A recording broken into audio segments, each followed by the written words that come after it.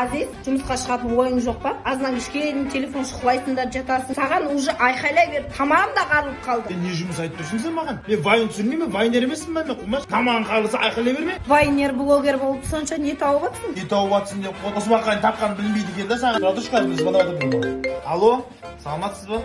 Я, жарнама ма жасаймын? Қандай? Омобейл дейсіз ба? Бол, білем. Скидка болып жатыр дейсіз ба сіздерде 70%?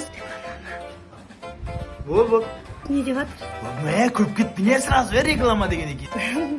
Не реклама екен? Короче, Омобейл Түркістанда 24-25 шілде күні 70%-ға дейін жеңілдікте түні болады екен. 18:00-де түнгі 12-ге дейін. Кез келген тонда 2 жылға дейін бөліп береді. Алғашқы 30 тонна алған адамға 55 мың деген сертификат беріледі. Туба, кетті